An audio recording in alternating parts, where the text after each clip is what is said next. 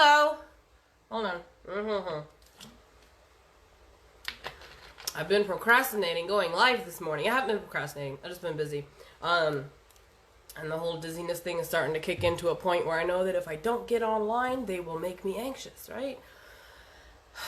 Nobody's watching right now. That's cool, as usual. Not sure what time it is here in Germany. I want to say noon something, 1. Yeah, it's almost 1 in the afternoon. So yeah, today I got 2 messages. And as usual, whenever stuff starts flowing in, I just kind of go with it, right? We don't stop the process.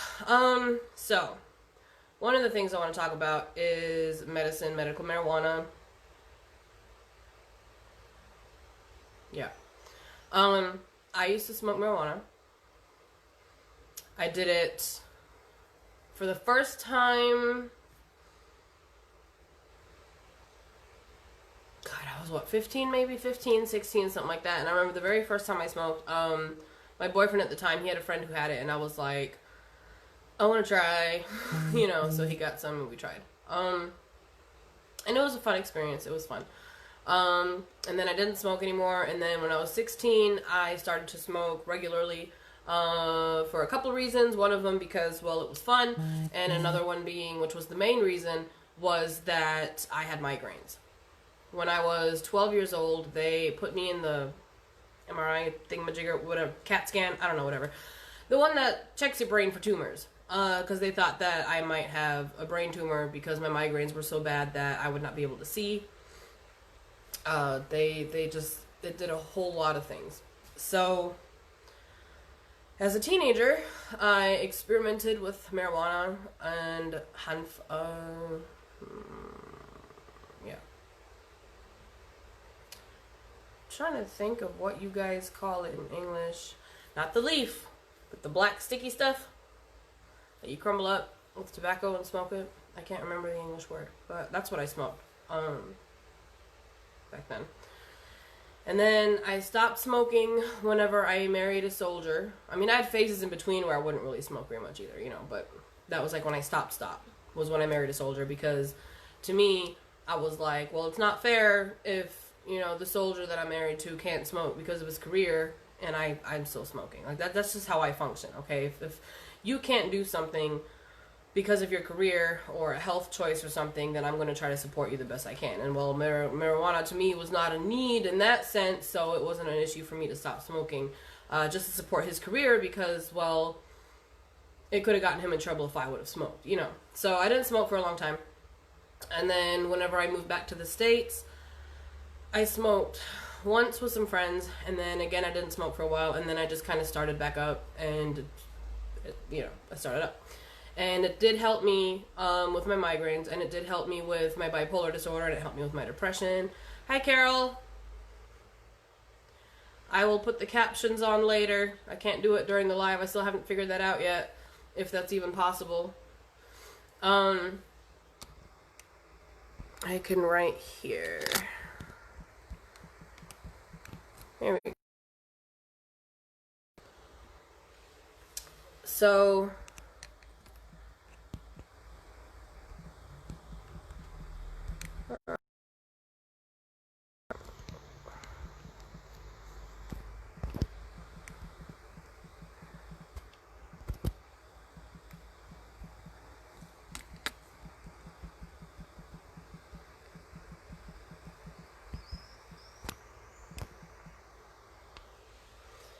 Anyway, so the marijuana served me in multiple ways, right? Because everything that happens in life and every lesson that we learn, there's always like dimensions, there's layers to it, right?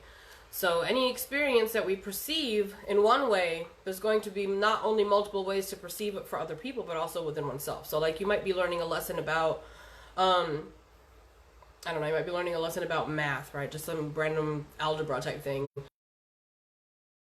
Later, you're going to look at it and you're going to go, oh, I see how this actually connects to something else, to something else, to something else. So there's always layers to everything. And one of the things with the marijuana for me at the point was, I had bipolar disorder, which was undiagnosed. I was only diagnosed with depression, but I spent most of my life unmedicated.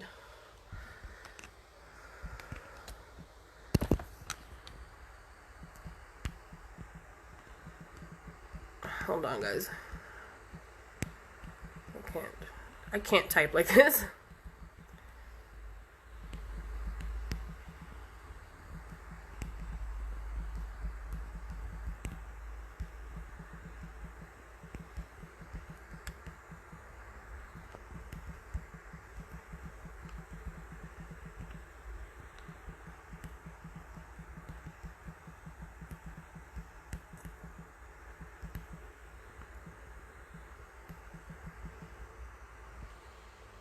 Yeah, if anybody knows if there's like an app or something, or if there's some kind of way to get subtitles on the lives before, like, while I'm actually live, let me know, please, so that Carol can actually watch the lives.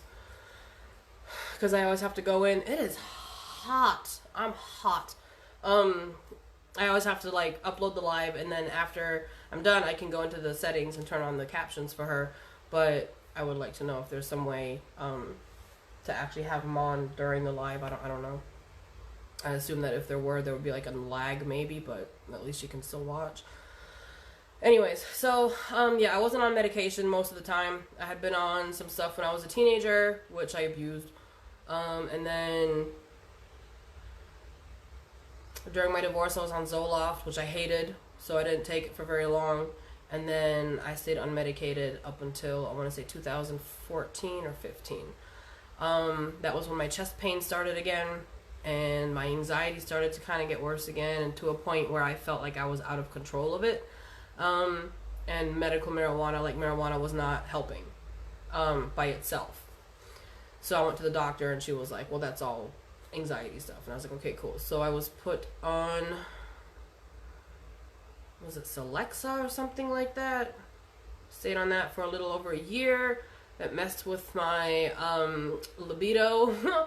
So I stopped taking that, switched to something else, and then everything just kind of went downhill from there mentally. And I reached a point where I was afraid to leave my house. I reached a point where any type of social interaction outside of people that I was comfortable with became physically painful. The thought of going to college, the thought of going to work, anything like that, it was just sheer torture. So marijuana was literally the only reason I was able to function for a pretty long time. If it had not been for marijuana, I would not have been able to keep a job. I would not have been able to go to college. I would not have been able to function as an adult and contributing to society the way, you know, I needed to be able to provide for my family.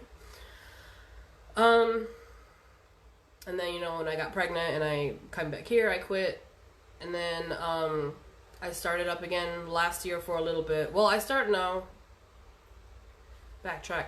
I started after I had the baby, but it wasn't like a regular thing, you know. And then last year I was smoking more often for a little bit. And then it reached a point, and even in the beginning already, like, it kind of reached a point where smoking it was making me anxious instead of relieving my anxiety. So I was like, okay, well, that's weird. And I was like, well, maybe it's a strain thing. So, like, if I was able, you know, if it was a sativa, it was going to give me more anxiety, whereas the indica would have been able to help me relax. And I was like, okay, well, I'm not in a position here in Germany where I would actually be able to get a specific strain from someone because I wasn't getting it medically. You know, I wasn't going to go through the process of all of that, because it's medically, you can get it here. You can get it prescribed, but it's very hard. And I wasn't smoking enough to where I was like, I wasn't about to go through that process. You know, so I'm just going to expose myself. You know, I was getting it illegally. So I didn't have the option, though, to, like, pick, you know, like, what I got is what I got. And eventually I just quit. I was like, I don't want it anymore. I don't need it. It used to serve on a medical level, and it doesn't anymore. Therefore, I don't need it. Do I support medical marijuana? Hell yes. Yes, yes, yes. I will always support medical marijuana. Okay? Do I support scientific chemical medication? Yes. Because I was also on medication that, you know, it stabilized my mood. It kept me in a headspace where I was able to function. I wasn't happy, you know. I wasn't happy. It was a fake, you know, illusion of happiness, of course, because the chemicals in my brain were altered. But they helped me. They saved me from myself, right? So let me lower that a bit. There we go. don't support is people prescribing medication as a means to help people cope. We should not be taking medication as a means to cover up an illness. Okay, if we have depression and we're on the medication for it, we should also be working on ourselves internally until we reach that point where we feel in our soul, where we understand in our soul, okay, I am able to go without this medication or this medication. Let me, be safe about it. I did wean myself off of all my medication because at one point I had received a message coming in, which I didn't understand how these messages functioned back then like I do now. So, it to me, it was just like random thought, right? Random vision, right? There is no such thing as random with me. There never has been.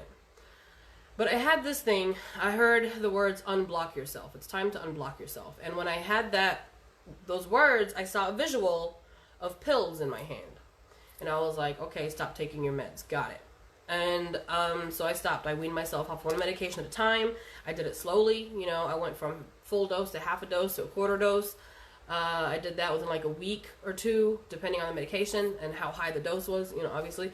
And then I did one medication. I would wait a few weeks, give my brain, my body time to adjust, and then I would do the next medication. So I didn't go cold turkey. I didn't just stop all of them at once. I didn't go back to back to back to back. I took my time. I really took my time and made sure that I was making sure that I was listening to how my body was responding and how my brain was responding, because whenever I stopped one medication, it put me in a loop of anxiety or a loop of depression right away because I was imbalanced. So I gave myself time. I was very patient with myself. I was compassionate towards myself. I made sure to listen to my body. And I did this without a doctor. The reason I did it without a doctor was because every single time I had gone to the doctor and I did try to get medical marijuana, he would just up my dose.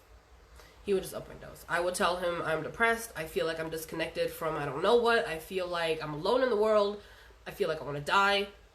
And he would just be like, well, let's up your meds. And I was like, okay, cool. Well, I haven't slept in days. I can't really sleep. My mind won't calm down. I don't know what to do. Help me. And he'd go, well, we'll give you some more trazodone. Cool. Like, fine, whatever. Who cares if my liver's gonna fail or my kidneys are gonna say fuck off, right? Whatever. We're just gonna keep pumping more shit into you, Jenna. So at some point I got tired of it. And I was like, I don't want that. So I took my meds, and then I had the unblock yourself and the visual of the pills in my hand, and I started to do that. Took a while. Yes. Was it hard? Yes, it was hard. It's not easy. Healing is not easy, guys. It's not. I wish it were that easy, okay? The people who go through life thinking, oh, if I tell God, heal me, God will go, you're healed. It's not like that. God is not Mary Poppins. It ain't like that. That's not how consciousness works. That's not how energy works. We have to give energy to receive energy. We have to put in the effort to heal in order to actually heal. So I was taking those steps, Now, I have family with illnesses. I have an aunt. She has MS. She's in a wheelchair. I have my mom. She has an autoimmune disorder. It's not lupus. It's morbus Prostus or something like that. Causes problems with her bones. She has, like, on your spine, you have these columns, right? Well, she has, like, these bridges. She has, like, these bridges that connect these columns in her spine, so she cannot move her spine properly. And she has this it's like a cartilage. It's a bridge cartilage. And she has this cartilage all over her joints and stuff. And it's painful. And since it's an autoimmune disorder, it affects her immune system, and other things come with that, and then it's just one thing on top of the other just piling up.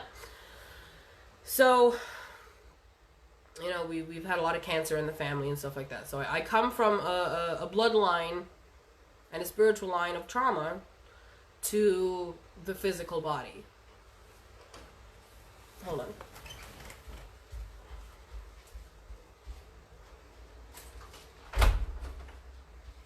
Ooh, it just got romantic in here, guys. I had to close my window. I got people outside now. So, yeah. And I was talking to a friend.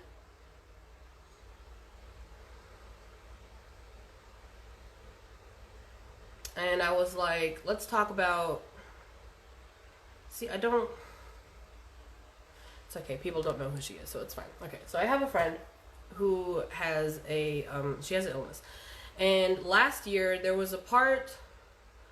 She had reached a point in her spirituality last year where she was starting to heal from this illness physically. Where the medical documents were showing healing taking place, and the doctors were like, wow, like, that's insane, right? Now, what happened was she had reached a point in her spirituality where her ego kind of kicked in a bit and said, I really don't feel like doing all this anymore. You know, sometimes we kind of get to that point where we're like, we just don't feel like doing it anymore. Well, that's what happened. So, you know, I mean, she was still doing her shadow work and working on herself because that's just the kind of person she has always been. You know, it doesn't matter what happens in life. She's always been the kind of person to want to grow and evolve and be better and learn the lessons. And, you know, so she was always striving to be the best version of herself. But she just, I guess she just reached a point where she was like, I don't know, you know. So, and that was when, that was also a point where we kind of stopped communicating for a while. We never had an argument or anything. It was just one of those things where I talk about where sometimes the frequencies shift and friends kind of fall off the grid and then return. Well, she's returned. That's what happened. Because sometimes you have to heal without them. You know, we have to heal without specific people helping us, and we were helping each other so fast that the spirit was like, y'all are gonna have to learn some lessons by yourself before you can come back together. So one of the things that happened with her is that her health started to decline again. And she recently found some stuff out, and the doctors were like, well, because she stopped smoking marijuana too, and the doctors were like, well, smoke marijuana, it's going to help for your illness in many ways. And this was just a couple days ago. So she got marijuana again, and she was like, she doesn't like the feeling of it, but it does help with the symptoms that she has from this illness. But she doesn't like the actual high, so she's going to talk to them about maybe getting some, you know, oil or something. And today I had gotten this. Hold on.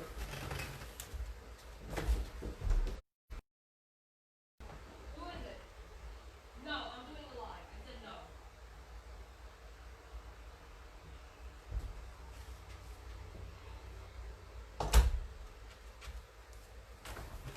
I'm sorry. It's a busy day today, apparently. Alright.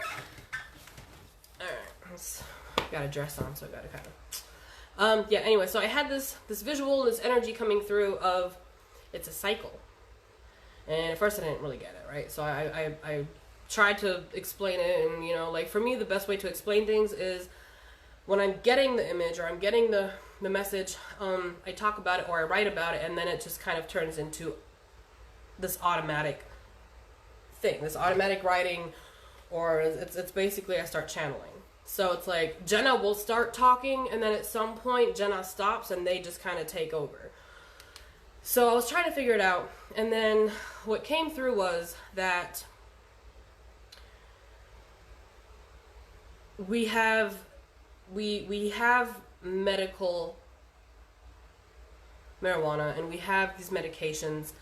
And we are supposed to, you know, take advantage. It's part of the human experience, right? But when you think back, and this was something that I've known on like a conscious level, but I didn't really understand it subconsciously in my soul until today, right? Like, I've read about this from other people, and I've been like, yeah, I get that, you know. And yes, I've had moments where I've healed myself, and I've seen, you know, people around me healing and becoming better, where I was like, that's fucking crazy. So I knew that, yeah, we can heal. But today, I channeled the message on how this all really kind of... I'm still working on it. Like, it's still piecing together. Sometimes it takes a little longer, and this is one of those things that's really, really out there. So, but what came was science manifested medication because we manifested illness, right? Once upon a time, when the world was new, when the people were new, when the humanity was, you know, perfect still, or whatever one would perceive as perfect, right? We don't know what perfection was, do we? Because we've come far from it. But there was no illness. There was no illness. Therefore, there was no need for medicine. There was no need to use plants as a means to spiritually connect, because we were in complete spiritual union with Source, right? So what happened over time was, okay, another form of falling from grace, right? What happened over time was we lost that spiritual connection. We started to get that spiritual disconnect, which resulted in trauma and pain coming in and being perceived differently, and it became a dense energy within, and we started to manifest illness. We started to manifest mental, spiritual, and physical illness. So as time progressed, people lost this connection to spirit, so they manifested ways to find that connection. And it just happened to be that, if we are thinking of something, we create the world we're in. So at some point down the line, somebody created a means to find something to reconnect with spirit. Okay, this came in the form of shrooms and marijuana, and then, eventually whatever the hell Molly is. I don't know if that does it too. I don't know. DMT, stuff like that. So these are things that were created, manifested, provided by the universe over time, because humanity was manifesting a state of being where these things became a requirement, right? They became a need for this specific state of being. So we manifested these things as a collective, over several timelines. Which means, yes, smoke the marijuana. Yes, take the medication. But understand that on a divine level, illness is something that was manifested. Okay? We have been conditioned that illness is normal, but it is not. It is an illusion. It is an illusion. And when we have illness and we embark on the spiritual path, we find the alignment with what we really are. And we really start to do the work and do the shadow work and get past the pains and the traumas. And we will notice there will be times where we will heal from things. And we'll be like, wow, I can't believe that happened. Our body will purge in different ways and clear things out, and you'll never have that problem pop up again. You know what I mean? So it's a process, and it takes time. But overall, we will not need medication and medical marijuana and mushrooms and whatever else there is out there for us to have physical health or spiritual health, because at our core, we are made to be healthy. And we are spiritual beings. So we are a spirit, right? So we don't need anything to connect us to spirit, because it's what we are. It's who we are. Really? So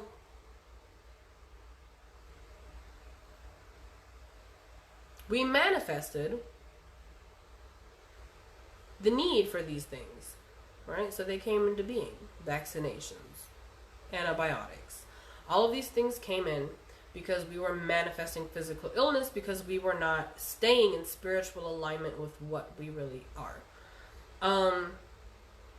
Now, I'm still working on this. I'm still processing. I'm still figuring out how to explain it and hope it doesn't sound crazy. I also know that some people are going to hear this and go, yep, that's all bullshit, right? Just because you're not at that level of perception yet. This might not resonate now. It'll resonate in a week. It'll resonate in a year, right? It just depends on where we are at.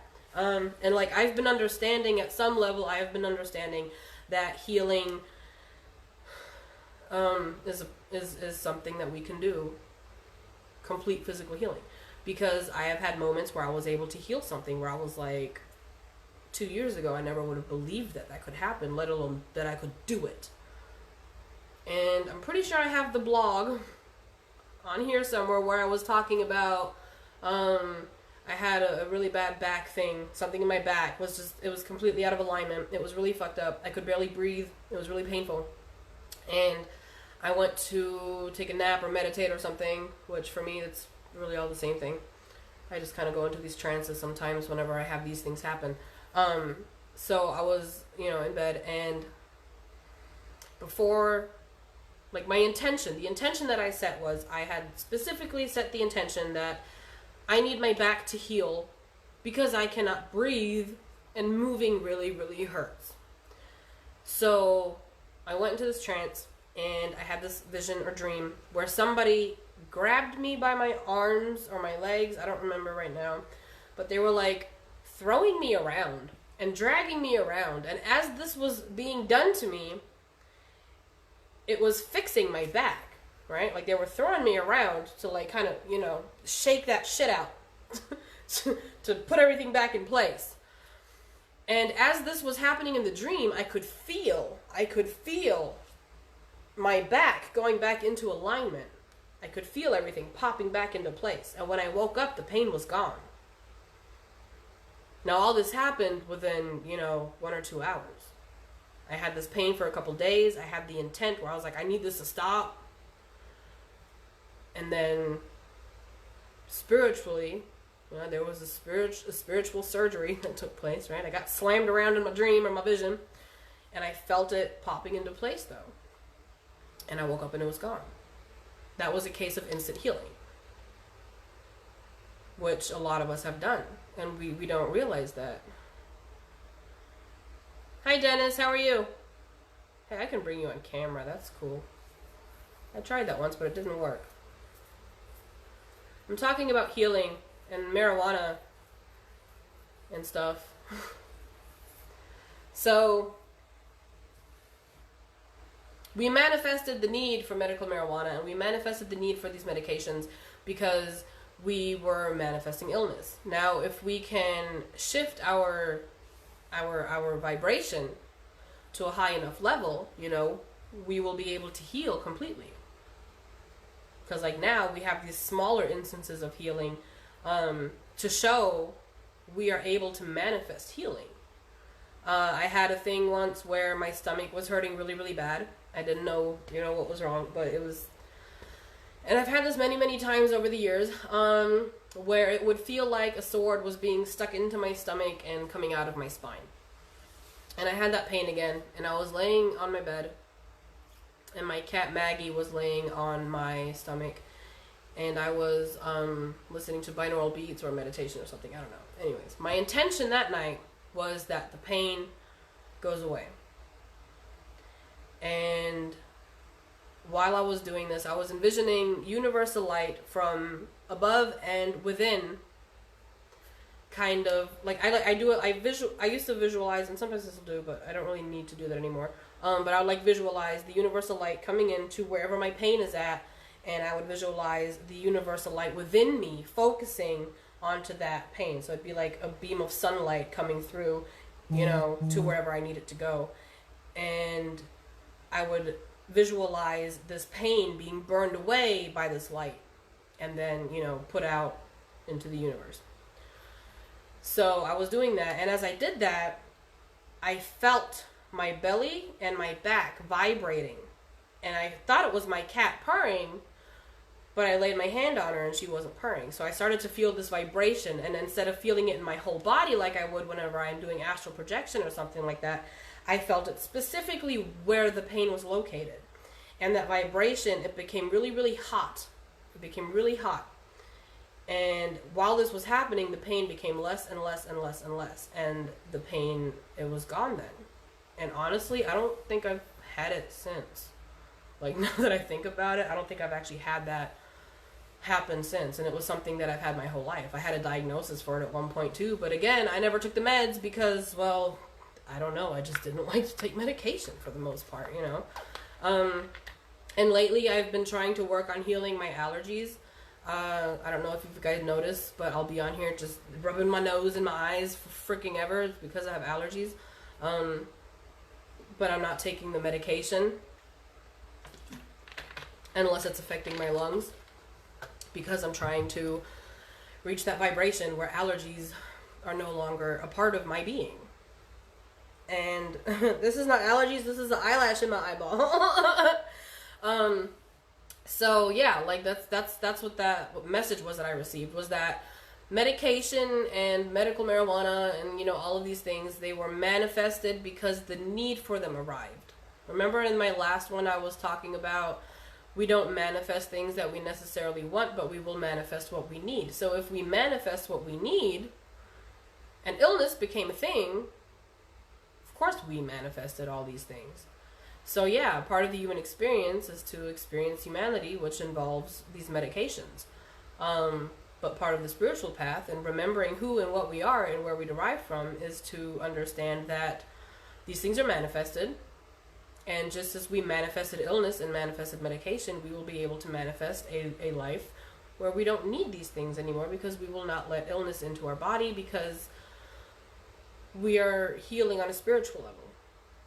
We're healing on a spiritual level. Like, you know, if you have like a throat problem, that in a spiritual aspect would be part of your throat chakra, your ability to communicate, your needs, or your wants, or your desires, or just to communicate in general. Why does this happen? Because as children, we're often told to shut up, which is something I tell my kids too. I tell them to be quiet a lot, but it's because they don't stop talking, and like they're just talking about video games all day. And I'm like, yeah, no, let's talk about something else. So, you know, if I'm having conversations with them where we're actually talking about, you know, spirituality, for instance, which I bring in when I talk to them, but I do it like a story time kind of thing a lot.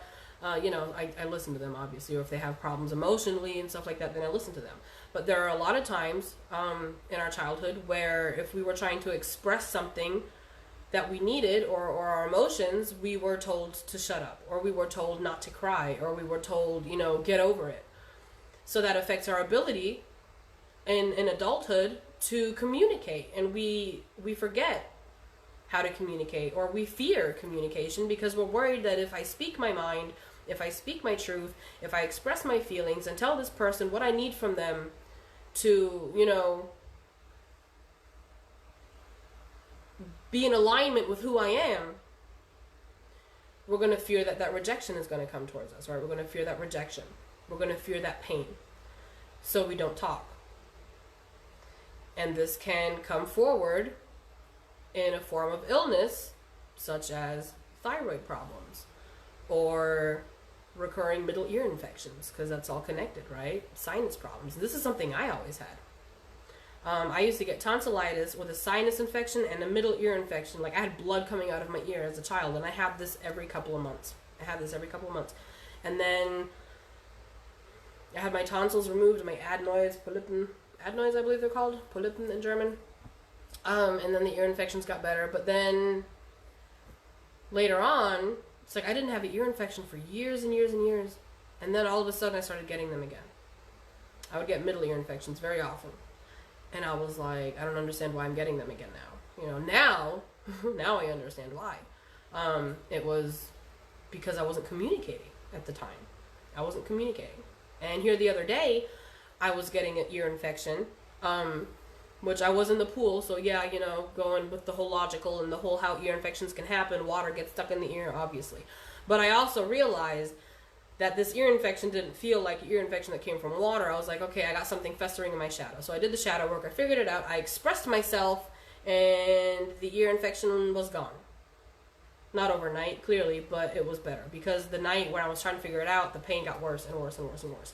And then the next day, it was already better. And then the day after that, it was gone. So I had an ear infection that lasted not even a whole 3 days. Why? Because I figured out the spiritual aspect of it, and I was like, okay, well, I can heal this because it's not my body, it's my spirit telling me this is something you need to look into, right? So we can figure these things out, and the more we do it and the more we see that we can heal in these little ways, at some point we will reach a vibration where we can heal the big things, like cancer and MS and diabetes and thyroid problems, you know, the things that really put a grip on you and that really affect your life in big ways. You know, me healing mental illness, that was one of the first things that I actually had happen, but I understand that the reason for me, because everything happens, you know, we all learn our lessons in a different way at a different time, because they serve us how, you know, when we need that lesson learned. And for me, one of the big things that I had to learn right off the bat was the fact that I can heal mental illness. I can heal. Because the message that I had received in the hospital when I was bleeding out was, you will help them heal. So for me to reach a point where I believe in myself that I can help you guys heal, I had to know that it's possible because I did it. And since mental illness was a big thing for me my entire life, and addiction and stuff like that, I had to heal from that. So I overcame my mental illness. I overcame my addictive personality. I didn't abuse medication. I didn't abuse marijuana. I don't drink alcohol as a means to cover up emotions and stuff like that. I don't use sex as a means to, this is going to be, you know, a choice of words, but to fill a void, right? I don't use material things anymore to fill a void. So all of these addictive things that I had going on in my life, I healed from them one at a time. You know, they came in as lessons learned. Hi, Amy. They came in as lessons that I learned. You know, I had to learn that the high I enjoyed was because it made me feel better. You know, it wasn't always about the medical aspect of it. It was also about, you know, it makes me feel good. It makes me feel floaty and, you know, and the whole don't give a fuck mode. I had to realize that I was using alcohol as a means to mask my pain. I had to realize that I was using sex as a means to feel loved, even though sex and love, the way I was performing this, had nothing to do with each other, you know. I had to accept that I was buying shit that I really didn't need to have just because I felt an emptiness and I thought that maybe that would make me feel better. So these are all lessons that I learned over time, and I started to apply these lessons. And the more I applied these lessons, the more in tune I became with my spiritual being, my higher self, source, you know, what we really are. And I don't have the need for these things. Yeah, do I want something? Do I buy it? Yeah, sure, cool. But I don't have that attachment, you know. Your perception shifts. And the need for things isn't the same as what it was before. So whenever we manifest things into our life, you know, sometimes it's something that 10 years later you're going to be like, I don't know why I ever manifested that. Like, now it would never even occur to me. So whenever I was smoking marijuana, it was something that I had manifested into my life that I needed. And that's what happened on a collective scale over many, many, many years, was that we became disconnected from ourselves. We became out of alignment with soul, with spirit, with source, with God, whatever you call it. We came out of alignment, right? We put on a mask. You've been talking to me in your head. Is that why I'm getting downloads about marijuana? So what happened was, I'll break it down for you real quick.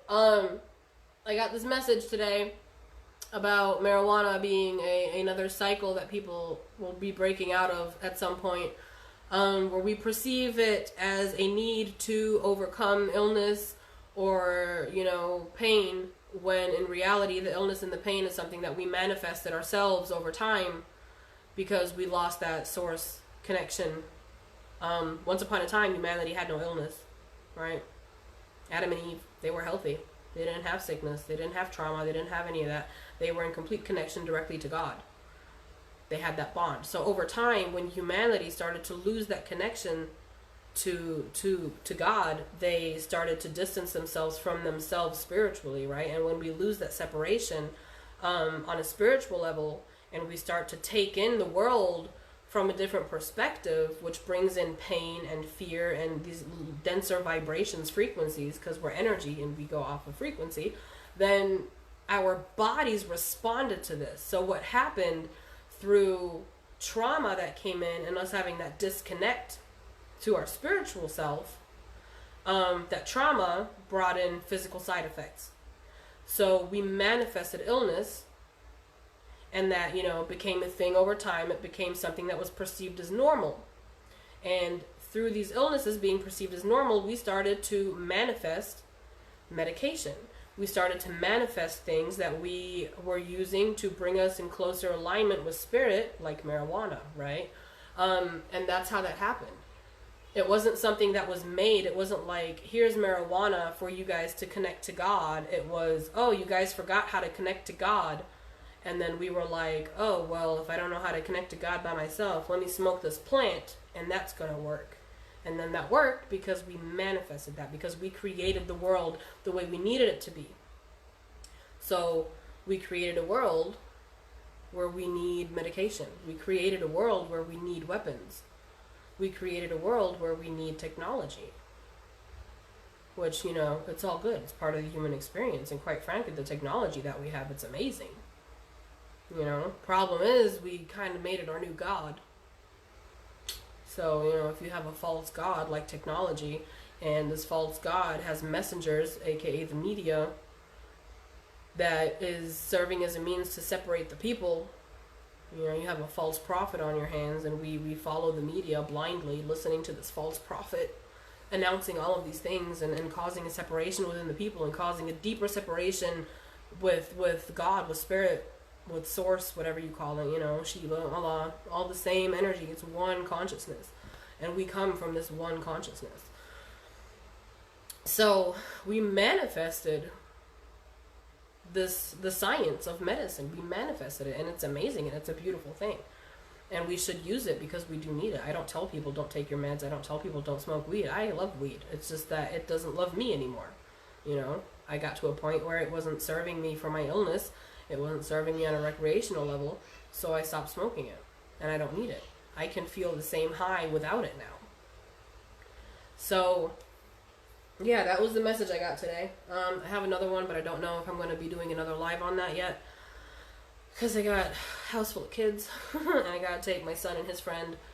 They wanted to go out into town, so I'm going to drive them out, and I'm going to take the girls to go walk around the pond or some shit. I don't know, just get them out in nature, running around and get them tired, and then if they take a nap later, I might come back to do the other live, which is about reflection and people serving as mirrors, and how there are multiple dimensions to what that is and how it works, and that there's a healthy way and an unhealthy way to reflect people. So yeah, I like it when I get all these messages, but I have to learn how to like not have them all in one live, so that I don't have this 2-hour long lives all the time. But yeah, I'm gonna go do the mom stuff, because I heard one of them yelling, and if one of them's yelling, it's only a matter of time before they all start to yell. There we go. Anyways, I love you. Thanks for watching. If you want to go back and watch the whole thing, you know, give me your input. I always like to get people's opinions. I will come back to turn on the captions for Carol, and I will try to be back later. If not, I did write about the reflections thing. I kind of did a short blog on it, but there's more to it. Like, I can give examples and stuff like I usually do, just to kind of clarify, go a little bit more into it. So yeah, I'll try to do that later. And I did find that old journal I was talking about the other day, where I had written something that I was going to share. So if I can remember to do that, I'll do that too.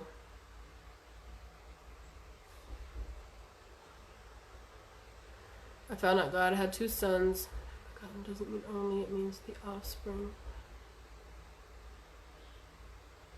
That makes sense. The offspring that was fit for, yeah.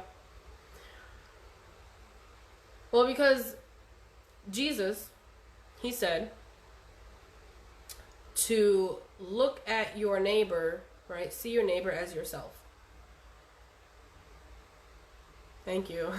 But Jesus said, see your neighbor as yourself, right? So if I listen to what he said, and I take that lesson that he learned, and I apply it in my own life, which I did learn this lesson as well. I have learned it. We will all learn it when we're on this path. In due time, everybody learns it. And it's one thing to know it, and it's another thing to learn it. Huge difference, right? There's an automatic shift in not only perception, but the way you feel about it. The feeling changes. But he said, you know, see your neighbor as you see yourself. Right? And in other words, you know, treat others the way you want to be treated. But what he meant in another layer of that, because it's all in layers and dimensions, every lesson has multiple dimensions to it, multiple ways to look at it. He was also saying that if I see you as myself, then you are me and I am you, which means we are one. We are one consciousness. There is no duality, right? So when Jesus said, God is within me, but I see you as me, that means that when I look at you, I see God too. So God is in me, but God is also in you. Why? Because we are one. There is no duality. We are not separate beings. So God is not just in me, God is in all of us. And that's the message that Jesus was really giving back then, was that God is within us. But, you know, Why would the people who are out for money and power, why would they want everybody in the world to be aware of the fact that God is within all of us and we can all manifest love and abundance and health and happiness? Why would they want to do that? So, they twisted things around in a way that would make it look like he was only one person who was able to do this, when in fact every single one of us can do that. Jesus came out with this, with these lessons that he learned, right? It wasn't that God just said, here, this is you now. Jesus had a process. He had to learn all of these lessons, and he had to apply them to his life over and over and over again by breaking out of these cycles, because, things keep coming back around in cycles for us to break out of, right? And when we recognize them, we can start to break them. Jesus and Lucifer are the same, yeah. If there is no duality, they are the same. Jesus died for us, right? Jesus fell. He died for us as a means to show the way to heaven. Lucifer fell as a means to show how to get to heaven through hell. When I was in certain stages of my healing, and this began at a very young age, I just didn't recognize it for what it was. I would have these dreams where I would see a very bright light. And it would wake me up because my eyelids would be burning. It would wake me up. And one of the ones I remember having, I thought that I was dreaming about me dying. I thought it was a dream that I was dying. Later on, I realized, no, that was my light. And the way Lucifer would come to me in my dreams was, very often he would come in the form of the father of my girls. Or he would come in the form of, Lucifer from the TV show. Or just, a male figure. But I would recognize the energy of Lucifer because of the feeling, but also because of the way he moved. It didn't matter in what form Lucifer would come to me with messages. It was always the same energy, and it was always the same movement. He moved in a very specific way for me to be able to recognize who this energy is representing.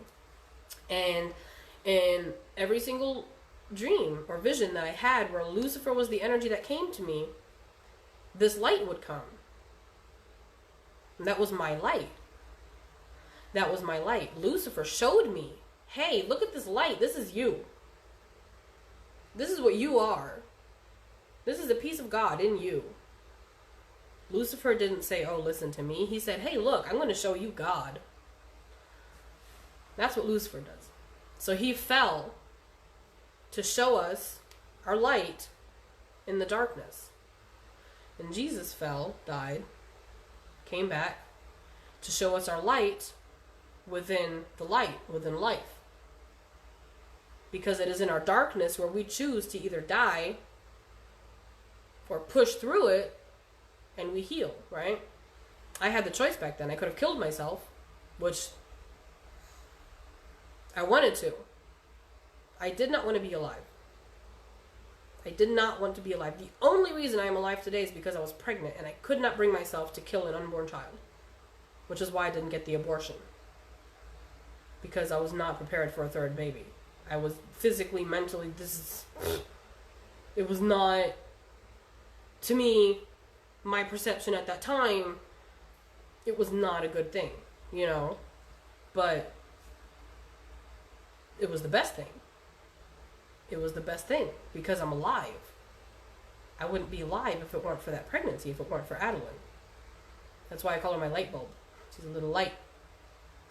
So, I had the choice. Even after she was born, I want to die. She's out of me. I could die now. But then I was like, I can't leave 3 kids to someone else. That would be very selfish and cruel and irresponsible, right? So I pushed through my pain. And I healed.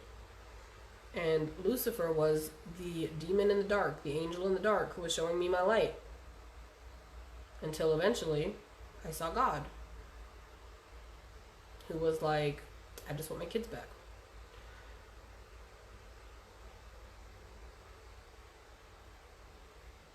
Yeah. He's gonna come to a lot of people. I've had people hit me up because they had dreams about Jesus. or visions about Jesus and the crucifixion. I've had people hit me up because they're having Lucifer show up in dreams with messages, or Lilith. Yeah, Lilith and Lucifer, hand in hand. You'll get them both. So yeah, there's dimensions and layers to everything. And the energies that come to us come with specific messages, with specific lessons. Yeah. And I fell in love with Lucifer and Lilith. I remember the first time I saw Lilith and I recognized her in the dream. It was so cool. I recognized her because I said Lilith in my head, and then a part of me was like, no, maybe it's Eve. And I was like, no, that's Lilith. Like, I knew it was Lilith. And I just loved her so much. And like, it was so crazy. It was like seeing an old friend. And I get that feeling, I get that same feeling when I start to recognize the energy that surrounds someone, because these energies, right, it's like the angels, right? We say we have a guardian angel or a higher self, or, you know, whatever you want to call it. But it's not that there's, you know, one person has one angel. These angels have multiple vessels that they speak through. So the angel that like, I have like a main angel, you know, that I speak to. And he speaks, you know, to many other people. So there's a lot of people speaking, you know, what he's saying, right? But all these other energies, you know, they come in and they tap in, and we tap in, whatever, to relay specific types of messages, you know. So if I'm talking very specifically about darkness and how to overcome the shadow, you know, when I start going really deep into the dark shit, that's that Lucifer energy. When I'm triggering people, to expose a part of themselves that they don't want to recognize, that's Lucifer. That's Lucifer doing his job. And I don't realize it half the time. I'll be watching my videos afterwards as the observer, and I'll be like, I see what you did there. I see what you did there, Lucifer. Sneaky. Sneaky as always. That's what it is. That's why he's a snake. He ain't bad. He's just got to slither his way in through little manipulative tricks and triggers to get people thinking, to make people pissed off. And then if they do the thing that they're supposed to do, which is go within, right? So if I trigger you, if I say something that I know is going to piss you the fuck off, even if I don't know, right? But Lucifer knows. So we're going to give out a message that's going to piss you off, right? It's going to expose something about yourself that you don't want to be, you know, you don't want to confront it. For instance, I say, if you don't wear a mask, you're exposing the narcissistic part of yourself, because you believe that your beliefs are more important than the part that you might be endangering someone else, right? It doesn't matter the scientifics, doesn't matter the personal opinion. If you only look at that one lesson, if that one lesson within the dimension of the mask, there's lessons all in there, a whole lot of them. But if you only look at that one part that says, watch this person or they get hit by a bus, and I say, I don't believe a bus is going to come, and I don't watch them and they get hit by a bus. That's what the mask is, right? Wear this mask or you might make this person sick and they die. And you say, I don't believe that's going to happen, so I don't wear the mask. That's only one of the many things that the mask represents, right? So if I say that as a trigger to someone and they get pissed off, they can lash out at me and go, oh, well, maybe da-da-da-da-da, right? Or they can go, hold up. If it's a trigger, it's a truth. Now, what do I have to do within myself to figure out why this bothers me, right? And then you go, oh, okay, so yeah, I do have a little bit of a narcissistic thing going on inside of me. How can I change that? That's where Luciferian energy comes in. That's why he's a snake, because he has to manipulate in a way that triggers something within you that gives you the opportunity to go within and fix that part of yourself, so that you are one step closer to the spiritual aspect of who and what we are, and so that you can heal. That's what Lucifer represents. And that's when I say, you know, in one of the lives I was talking about oneness, I say, if Jesus and Lucifer met face to face, and Lucifer said, hey, I am manifesting a natural disaster. I am manifesting a natural disaster that will take out millions of people. It's going to be a global event.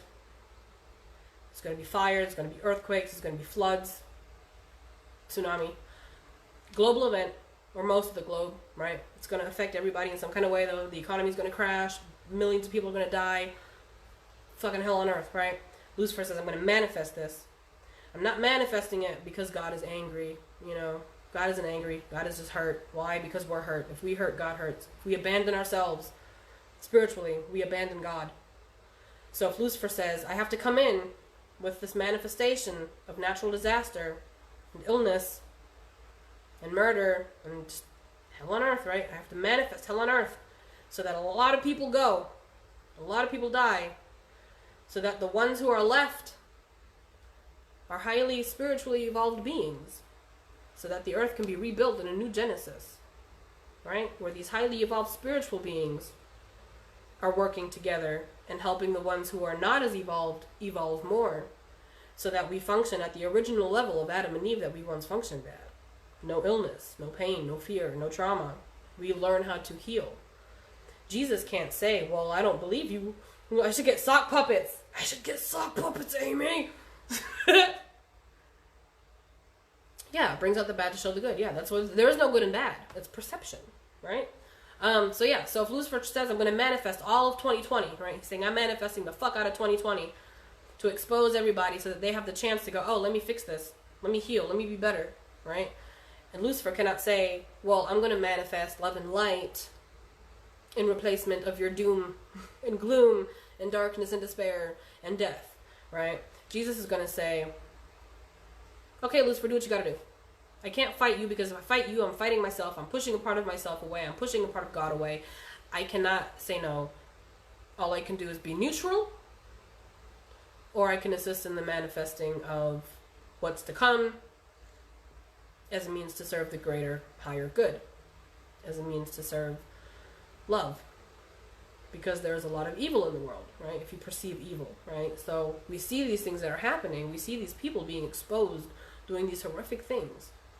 And somebody asked me the other day, she was like, what do you feel is the best outcome? Like, what do you think should happen to all these pedophiles? And these human traffickers? What should happen to these people? And I was like, well, from a spiritual aspect, of course, Jesus would say, I should forgive them. They don't know any better. They have unresolved trauma, yada, yada, yada. But, from a pure ego aspect, I'm like, kill them all, right? Kill them motherfuckers. I don't give a shit. Kill them, right? That's where I'm from. That's where I see it, right? But I recognize now, still getting some information here, but I'm also seeing that there is a part of this picture where things are being manifested, yeah, to serve as a means to get rid of these people. So I don't know if there's going to be, some HARP freak weather accident where they happen to have all these people together.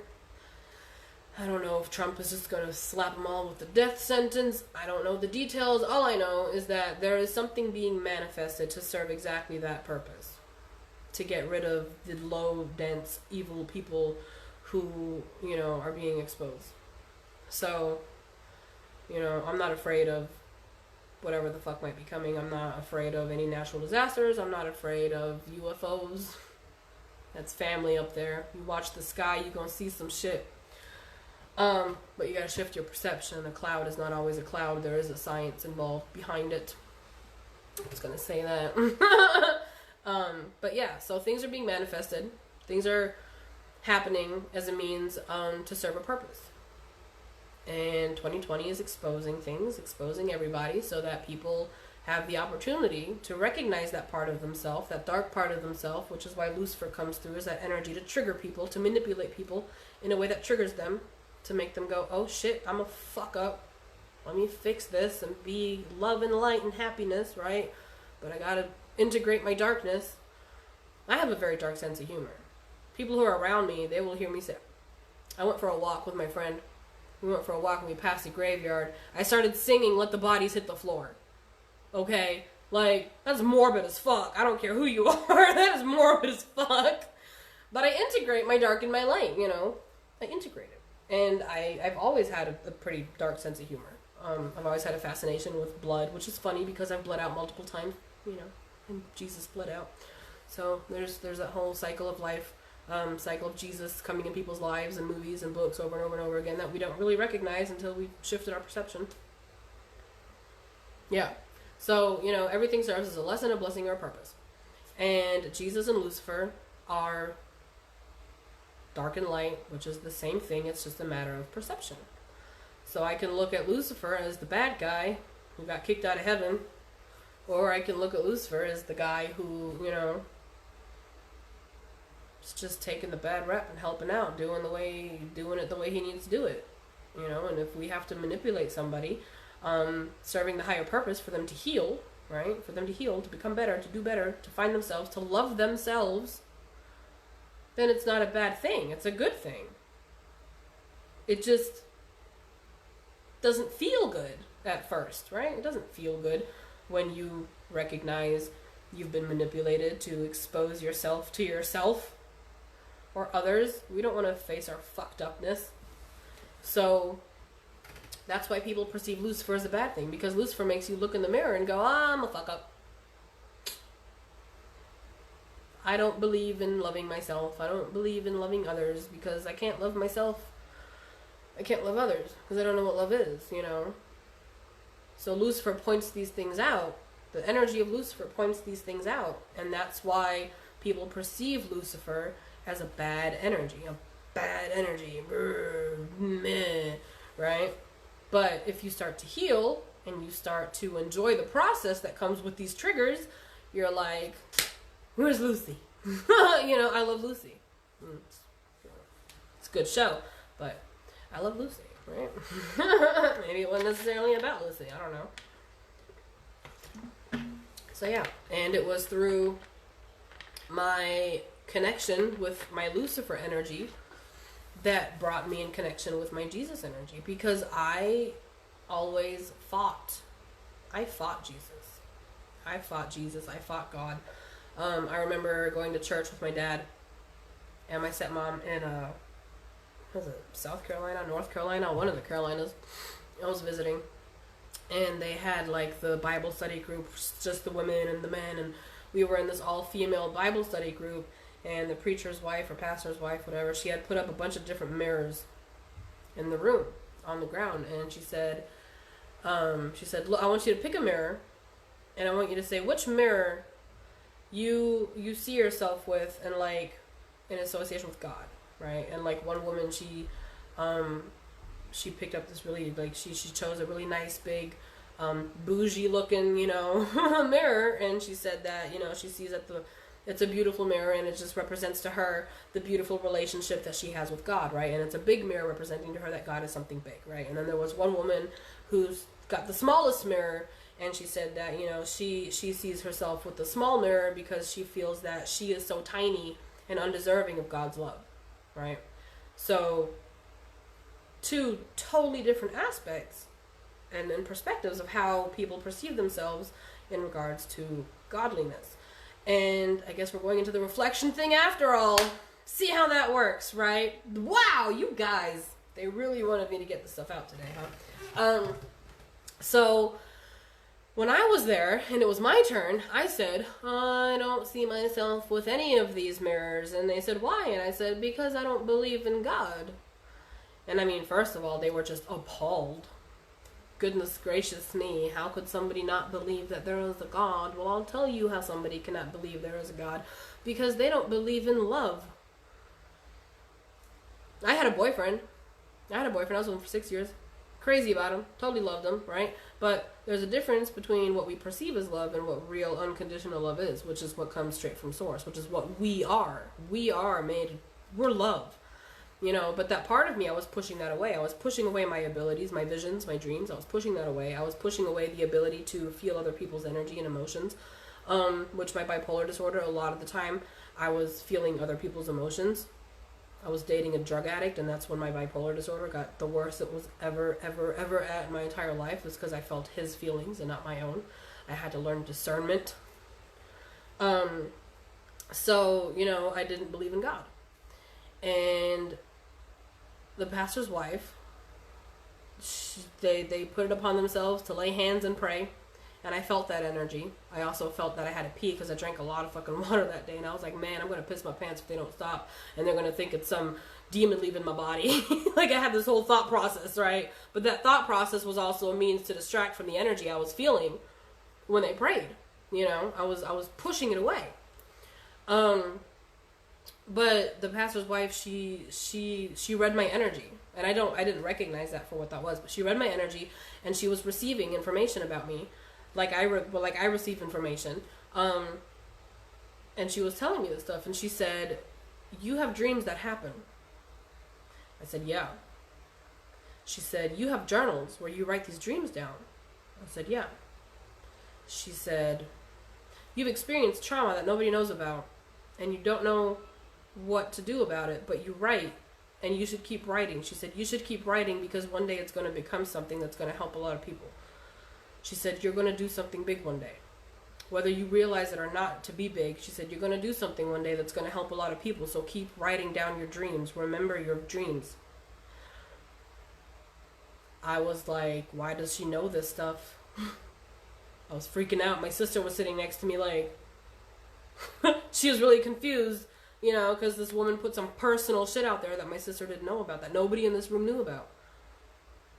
But she knew shit that happened to me. She knew that I was molested. How the fuck would she know that? I had never told anyone. Anyone at that point. You know, so like, how did she fucking know? She got the message straight from source. And she told me back then, though, to remember my dreams. Now, before we left, I dreamt about airplanes crashing into buildings. And we had to fly home to Germany. And I was terrified of flying home to Germany because I had a dream about airplanes crashing into buildings. Well, this was July, we flew home. And then shortly after, we had 9/11. And when I saw the images on the TV screen, I recognized, oh, that was my dream. So she told me something about my dreams. She was giving me a message, planting a seed about what these dreams really were. And then I had a confirmation a few weeks later. Mind you, I think Aaliyah died in a plane crash around this time too. So there was multiple things happening with planes after I received this message. And then I had that dream, and then all this shit came into place. And, you know, so I've had cycles like that over and over again in my life where I would have a dream or a vision or a thought, and then something would confirm it, and then it would happen, and I'd be like, whoa. So, yeah, like, it's a whole thing, right? And if we pay attention to these things, when we start to shift our perception, we will realize that our entire life has been set up in a very specific way for us to be able to do what we're supposed to do spiritually to help other people. Because this manifestation of destruction, we're looking at it. We're looking at it. And the more we heal, and the more we learn and apply the lessons that we learn, the easier it's going to be for us to cope with what's going to come. To deal with the information that is being exposed on what people are doing. To see what the media is going to be showing and not let it affect us. Right? I see the pain in the world. I see all this that's happening. I feel the energy. I feel, you know, all sorts of things. Even with the human trafficking and the pedophilia, there is a part of me that is extremely hurt, extremely mad. But for the most part, I'm calm. I have a calmness about the whole situation. Because I know that everything is happening exactly as it needs to happen so that this shit stops. So that the world can change and heal. So, part of that oneness is that Lucifer and Jesus did the same thing from opposite spectrums, and they are perceived in a way depending on where we are at in our spirituality and in our understanding on what this duality versus non-duality is, and dark versus light. And we understand that when one thing is being manifested on a greater scale, we cannot go against it. We might not agree with how it's happening, but the purpose we have to agree on. So if somebody says, I don't like Trump is a douchebag, Trump is whatever, blah, blah, blah, right? I don't think he's real, I think he's corrupt, da, da, da, da. But then you look at the purpose. We need destruction to rebuild. We need somebody who is not afraid of the consequences for exposing what's going on. And well, if Trump has shown something over and over again, it's that he don't give a fuck. Trump has literally zero fucks to give. Zero fucks to give. So he is serving his purpose. On a divine scale, he is serving the purpose of destruction and exposure. Right? So it doesn't matter if we like him or not. God put him in the White House to do exactly what he is doing.